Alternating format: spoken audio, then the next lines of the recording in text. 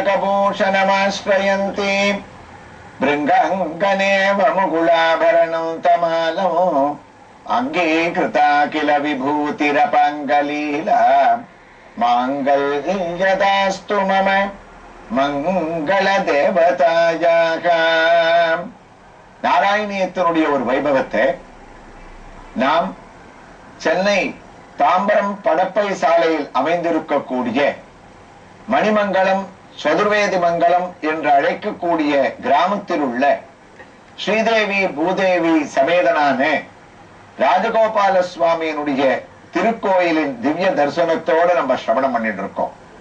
இந்த திருக்கோயில்கள்ல கோஷ்டத்தில் அமைஞ்சிருக்கக்கூடிய பல சுவாமிகளை நாம் தரிசித்துக் கொண்டு அப்படி வந்தோமே ஆனால் இங்கு பல கல்வெட்டுக்கள் எல்லாம் நம்முடைய பார்வைக்கு தென்படுகின்றது. ஆச்சரியமா இருக்கு.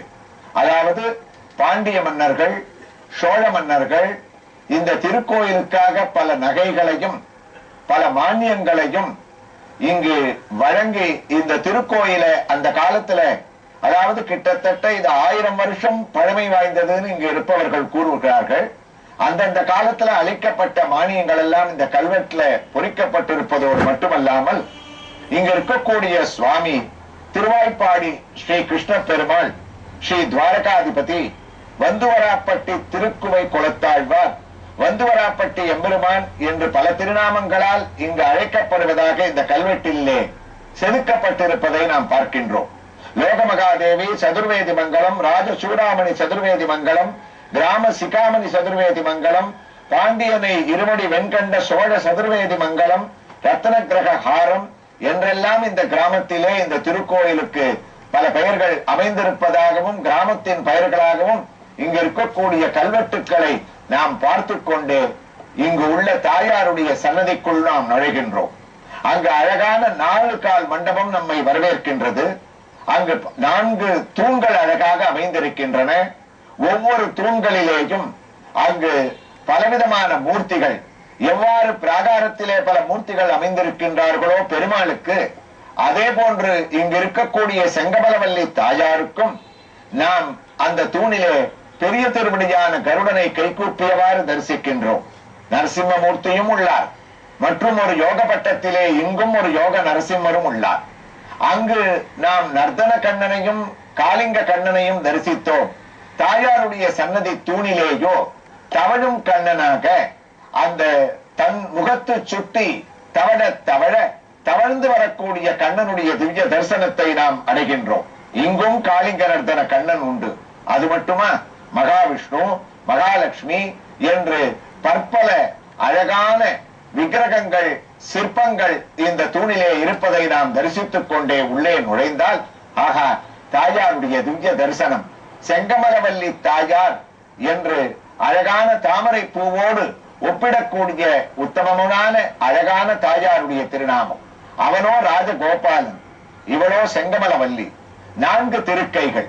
2 திருக்கைகளிலே அழகாக இவருடைய பெயருக்கு ஏற்றாற் போல கமலமான தாமரை பூவை 2 கைகளிலும் கையிலே ஏந்தியுள்ளால், ஒரு கையிலே அழகான அபயஹஸ்தத்தை தான் காண்பித்துக் கொண்டு மற்றொரு கையை வரதஹஸ்தமாக, என்னை வந்து தரிசிப்பவர்கள், என்னிடத்திலே பிரார்த்தனை செய்பவர்கள், அவர்களுக்கு நான் வேண்டிய வரங்களை அளிக்கின்றேன், எடுத்து செல்லுங்கள் என்று தன்னுடைய கையை சற்று தாழ்த்தியவாறே நமக்கு அளிக்கக்கூடிய திவ்ய தரிசனம். அது மட்டுமல்ல, உயர்ந்த திருவாபரணங்களை சாற்றிக் கொண்டு இருக்கின்றார். மூல விக்கிரகத்தை நாம் படமெடுப்பதற்கு அனுமதி கிடைக்காததால் உற்சவ விக்கிரகத்தை தரிசிக்கின்றோம். ஆனால் இது போன்றே 4 திருக்கரங்களோடும் உற்சவ விக்கிரகம் எவ்வாறு இங்கு அமைந்துள்ளதோ அதே போன்று இங்கு செங்கமலவல்லி தாயார் நாம் நேரில் வந்தால் தரிசிக்கக்கூடிய அளவுக்கு மூல விக்கிரகத்தினுடைய ரூபமும் அவ்வாறு அமைந்திருக்கின்றதாம். தாயாருடைய பெருமையை நாம் தரிசித்தவாறே சற்றே நகர்ந்து வந்தோமே ஆனால், ஆண்டாள் இல்லாத வைணவ திருக்கோயில் உண்டா? அது மட்டுமல்லாமல் கண்ணன் இருக்கின்றான் என்றால் ஆண்டாள் எங்கிருந்தாலும் அங்கு ஓடி வந்து விடுவாளே. ஸ்ரீவில்லிபுத்தூரிலே அவதரித்த ஆண்டாள் ராஜகோபாலனான இந்த கண்ணனை தேடி இந்த மணிமங்கலத்திலே அழகாக தாமரை பூவை கையில் ஏந்தி கொண்டு நின்ற திருக்கோலத்தோடு என்னை தரிசிப்பவர்கள் எல்லாம் திங்கள் திருமுகத்து செல்வ திருமாலால் எங்கும் திருவருள் பெற்று இன்புறுவர் என்று தன்னுடைய அருளை வாரி வழங்கிக் கொண்டு இங்கே கோயில் கொண்டிருக்கக்கூடிய அழகான ஆண்டாள் நாச்சியாரை தரிசித்துக் கொண்டு நாம் நாராயணியத்தினுடைய பகுதிக்கு திரும்பி வருவோம். காதால் உன்னுடைய திவ்ய தரிசனங்களுக்கு, காதால் உன்னுடைய திவ்ய வைபவங்களை கேட்பதும் கண்ணால் உன்னை தரிசிப்பதும் எல்லோருக்கும் பலனை அளிக்க வல்லது. உன்னுடைய சிருஷ்டியானது எங்களுக்கு பெருமைக்குரியது என்று 7வது ஸ்லோகத்தினுடைய முடிவிலே நாராயண பட்டத்திரி வர்ணித்ததை அழகான தமிழ் பாசுரம் கூறுகின்றது. வென்றிடற்கரியவன் உலகுயிர் அனைத்திற்கும் விளைத்திடும் துன்பமெல்லாம் நின்றிடும் முன் உருவில் நிகழ்ந்தவை என் மனம் நிகழ்த்தியது. ஒரு காலையில் நின்று நீ உலகுயிர் படைத்திடும் நியாயம் நியாயமென நான் இன்று கண்டு கொண்டேன். நின்றிடும் உண்மையுடல் ஞானமோ நீ தரும் உணர்வென்னும் கடலில் கண்ணா கண்டேன். அந்த உன்னுடைய சிருஷ்டியானது உன்னுடைய திவ்ய தரிசனத்தோடு எங்களுக்கு பரமபலன அளிக்கிறது. குருவாயூரப்பனுடைய பிரபாவத்தை சொன்ன பட்டத்திரி நாராயணியத்தினுடைய முதல் தசகத்தின் 8வது ஸ்லோகத்தை குருவாயூரப்பனிடத்திலே தொடங்க ஆரம்பிக்கின்றார். 7வது ஸ்லோகம் முடித்தவுடன் 7வது முறையாக ஆம் குருவாயூரப்பன் அந்த ஸ்லோகத்திலே சொல்லப்பட்ட கருத்துக்கள் சத்தியம் என்று அவன் தலையசைத்தானாம். உங்களுக்கு ஞாபகம் இருக்கும், நாராயணியத்தினுடைய பெரிய சிறப்பே ஒவ்வொரு ஸ்லோகம் முடியும் போதும் குருவாயூரப்பன் பட்டத்திரிக்கு தன்னுடைய கர்ப்ப கிரகத்தில் இருந்து தன்னுடைய தலையை சற்றே இடதுபுறம் சாய்த்தவாறு தனது வலதுபுறத்திலே அமர்ந்து நாராயணியத்தை எழுதி கொண்டிருக்கக்கூடிய வாதரோகத்தால் பீடிக்கப்பட்டிருக்கக்கூடிய பட்டத்திரிக்கு திவ்ய தரிசனத்தை தலையசைத்தவாறே கண்ணன் அழித்துக் கொண்டு அந்த ஸ்லோகத்திலே சொன்ன கருத்துக்களை நான் ஆமோதிக்கிறேன், இது சத்தியம் என்று ஒவ்வொரு ஸ்லோகத்திலும் அவன் முத்திரை குத்துகிறான். அதுபோல் நாம் நலம் தரும் நாராயணியத்தை தொடங்கி இந்த தசகத்திலே 7 முறை கண்ணன் தலையசைத்து அனுகிரகித்து விட்டார். அந்த குதூகலத்திலே இதோ பட்டத்திரி அஷ்டமியில் தேவகிக்கு 8வது மகனாக பிறந்தவன் கண்ணன். அவனுடைய திதியும் 8வது திதி, யாருக்கும் எட்டாதவன், அவனும் 8வது குழந்தையாக இங்கு பிறந்து விட்டான்.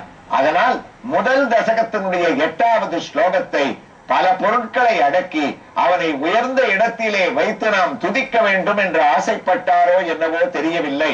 அந்த ஸ்லோகம் பல கருத்துக்களோடு அழகாக ஆரம்பிக்கின்றது. இதோ அந்த ஸ்லோகம். நம் பிராணம் சந்நிதத்தே சததமபி புரஸ்தைகி அனப்யர்த்திதானபி அர்த்தன காமான ஜஸ்ரம் விதரதி பரமானந்த சாந்திரம் கதிருச்சே இத்தம் நிசேஷலப்யோ நிரவதிக ஃபலக பாரிஜாதோ ஹரே த்வம் க்ஷுத்ரம் தம் சக்கரவாடி துருமமபி லசதி அர்த்தமர்த்திவ்ரஜோயோ. அழகான ஸ்லோகம். குருவாயூரப்பா, நீ எப்படிப்பட்டவன் தெரியுமா? நாராயணியத்துக்கு யாருமே தனியாக வியாக்கியானம் எழுதவே இல்லை. எல்லாத்துக்கும் ராமாயணம், பாகவதம், 18 புராணங்கள், திருப்பாவை, ஆழ்வார்களுடைய திவ்ய சூக்திகள் எல்லாத்துக்கும் வியாக்கியானம் இருக்கு. ஆனா நாராயணியத்துக்கு வியாக்கியானம்னு தனியா விரிவுரைன்னு யாருமே எழுதலையா? ஏன், என்ன காரணம்? பின்னாடி பெரியவர்கள் சிந்திச்சா நாராயணியத்துக்கு இருக்கிற பெருமையே அவரவர்கள் அனுபவிச்சு அந்த ஸ்லோகத்தை கேட்டும் பாராயணம் செய்தும் எப்படி ஒரு கற்கண்டோ ஒரு இனிப்போ ஒரு சர்க்கரையோ அது எங்கிருந்தாலும் அந்த எறும்புகள், அது எங்கேயோ இருக்கக்கூடிய எறும்புகள் எல்லாம் அந்த சர்க்கரையும் கற்கண்டையும் தேடி வருதோ, அது போல குருவாயூரப்பா, நீ இந்த குருவாயூர்ல சர்க்கரையா எங்களுக்கு தித்திக்கிற. அதனாலத்தான உன்னுடைய பிரசாதமே எங்களுக்கு தித்திப்பான ஒரு பால் பாயசத்தை நிறைய சர்க்கரையை போட்டு எங்களுக்கு இனிப்பாக உச்சி வேளையில நீ கொடுக்கிற. அதனால எங்களுக்கு உனக்கு தனியா வியாக்கியானம் இந்த நாராயணியத்துக்கு இல்ல. எறும்புகள் போல பாகவதோத்தமால் உலகத்தில் இருக்கக்கூடிய பல கோடி பாகங்கள்ல இருந்து உன்னை தரிசனம் பண்ண வரா. அவ வந்து உணர்வு பூர்வமாக அவர்களுக்கு என்ன தேவையோ, ரோக சாந்தி, வியாதி நீங்கணும்னா வியாதி, அவர்களுடைய அந்த தாரித்ரிய மோசனம், அதாவது ஏழ்மை நிலையாவது நீங்கப்பட வேண்டும் என்றால் உன்னுடைய தரிசனத்தினால ஐஸ்வர்யம், எல்லாத்துக்கும் மேல உலகத்துல வேண்டிய மன நிம்மதி, கடன் தொல்லையிலிருந்து விடுபடுறது, புத்திரன் இல்லாதவர்களுக்கு குழந்தை பேர் இல்லாதவர்களுக்கு புத்திர பாக்கியம், கல்யாணமாகாதவர்களுக்கு கல்யாணம், எல்லாத்த விட ஒரு பெரிய கஷ்டம் துக்கத்தை தாங்கக்கூடிய ஒரு சக்தி வைராக்கியம், இது எல்லாம் நாராயணியத்தோட மகாத்மியமாக 100 தசகங்கள்ல 1036 ஸ்லோகங்கள்ல குருவாயூரப்பா புதஞ்சிருக்கு. அதனால அனுபவபூர்வமாக அவரவர்கள் இதை உணர்றதுனால இதுக்கு தனி வியாக்கியானம் இல்லை. உண்மையை சொல்ல போனா நாராயண பட்டத்திரி இந்த நாராயணியம்ன்ற காவியத்தை முடிச்ச உடனே இதுக்கு என்ன பெயர் வச்சாருன்னா கிருஷ்ண சௌந்தர்ய லகரின்னு பெயர் வச்சாராம். அதாவது கிருஷ்ணனுடைய அழகை, கண்ணனுடைய பெருமையை வர்ணிக்கக்கூடிய காவியம் கிருஷ்ண சௌந்தர்ய லகரின்னு வச்சார். ஆனா குருவாயூரப்பன் ஒத்துக்கல, கிருஷ்ண சௌந்தர்ய லகரி வேண்டாம், இதுல கேட்கிறவா பாராயணம் பண்றவா எல்லாரும் இதுல சேர்ந்து இருக்கா, அதனால பக்தர்களையும் சேர்த்துன்னு இதுல ஒரு பேரை வச்சுடுனார். அதனால நாராயணியம்னு பேர் வந்துதான். அதாவது நரர்கள்னா மனிதர்கள், அந்த நரர்களுடைய அயனம் அவர்களுடைய ஒரு சுகம், நாராயணாம் அயனம் அவர்களுடைய ஒரு சுகம், அவர்களுடைய அனுபவம், அதையெல்லாம் விவரிச்சு சொல்லி தன்னோடு சேர்த்து பக்தர்களையும் இதுல இழுத்துண்டாராம். அதுதான் இதுக்கு பெருமை. அப்படிப்பட்ட நீ என்ன பண்ற, இந்த ஒரு காவியத்தை நான் ஆரம்பிக்க செய்ய ஒண்ணு தெரிஞ்சுட்டேன். நம்ராணாம் சந்நிதத்தே, நம்ராணாம் சந்நிதத்தே என்ன பொருள்? பகவான் கண்ணன் நினைச்ச மாத்திரத்துல ஓடி வந்து நாம கூட்ட இடத்துல நிக்கிறாளாம். அப்படின்னா என்ன அர்த்தம்? நேர குருவாயூருக்கு வர முடியாதவா, பார்வை இல்லாதவா, வயசானவா, நடக்க முடியாதவா, இவெல்லாம் கூட நம்ம குருவாயூருக்கு போக முடியலையேன்னு குருவாயூரப்பா கவலைப்பட வேண்டாம். நாராயணியத்தோட இந்த ஸ்லோகத்தோட பொருளை கேட்டு கிருஷ்ணா அப்படின்னு குருவாயூர மனசுல மானசீகமாக தியானம் பண்ணிட்டு உன்னை நினைச்சுட்டாள்னா போறோம். பார்வை தெரியாதவாளுக்கு கூட திருதராஷ்டிரனுக்கு நீ விஸ்வரூப தரிசனத்தை கொடுத்தது போல நீ ஓடி வந்து அவர்கள் மனத்திரை முன்னாடி இதை கேட்டிருப்பவர்களுக்கு நம்ராணாம் சந்நிதத்தே, அவர்களுக்கு ஒரு உத்தமமான ஒரு பலன் நீ கொடுக்கிற, திவ்ய தரிசனத்தை கொடுக்கிற. பக்தானாம் சந்நிதத்தே, ஸ்ரோதானாம் சந்நிதத்தேன்னு கிடையாது. அதாவது என்ன அர்த்தம்? இதை யார் கேட்கிறாளோ அவர்களிடத்தான் நீ வந்து நிக்கிற, யார் இத சொல்றாளோ அவங்க கிட்டக்கத்தான் நீ வந்து நிக்கிறேன்னு இல்ல. நாராயணியம் படிக்க முடியலையே எனக்கு அப்படின்னு கவலைப்படுறவாளுக்கு கூட, குருவாயூருக்கு வர முடியாதவாளுக்கு கூட கிருஷ்ணா அப்படின்னு உன்னை கண்ண மூடிண்டு பக்தியோட ஒரு செகண்ட் நினைச்சுட்டா போறோம். நம்ராணாம் சந்நிதத்தே, அத வணங்குபவர்களுக்கு முன்னாடி உன்னி கிருஷ்ணனாக பகவான் உங்களுக்கு என்ன வேணும்னு கைய கட்டிட்டு நிக்கிறாராம். அதனாலதான் உத்தமமான பதம். நினைச்சவாளுக்கு நீ அவா உன்னை தேடி வரணும்னு நினைக்கிறது இல்ல, நீ அவளை தேடி. நிஷாதானம் நேதா கபி குலபதி காபி சபரி குச்சேல குஜே சாவ்ரஜ யுவதயோ மல்ய கிருதிகி. சுவாமி தேசிகன் தயாசதகத்துல சொல்வாரு, ராமனோ கண்ணனோ யாரை தேடிட்டு போனா?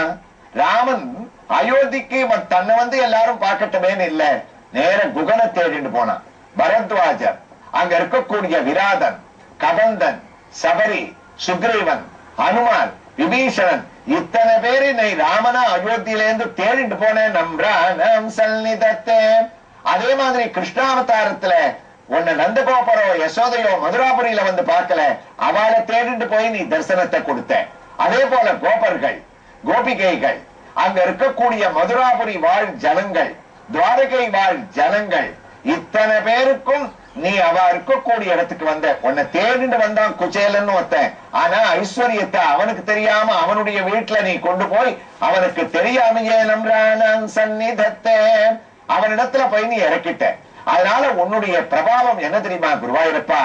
நினைச்ச மாத்திரத்துல ஓடி வந்து எங்களுக்கு அனுகிரகம் பண்ணக்கூடிய பரம பிரத்யக்ஷ தெய்வமாக குருவாயூர்ல இருக்கக்கூடிய நீ எவ்வாறு எங்களுக்கெல்லாம் அனுகிரகம் பண்ற? நம்ராணாம் சந்நிதத்தேன்றதுக்கு கேரளால குருவாயூர்ல நடந்த ஒரு அழகான ஒரு கதையை சொல்லியே பெரியவர்கள் எல்லாம் விளக்குவார்கள். அந்த வைபவம் என்னன்னு நாளைய பகுதியில இந்த ராஜகோபால சுவாமியினுடைய திருக்கோயிலோட திவ்ய தரிசனத்தோட நாம் தொடர்ந்து கேட்கலாம்.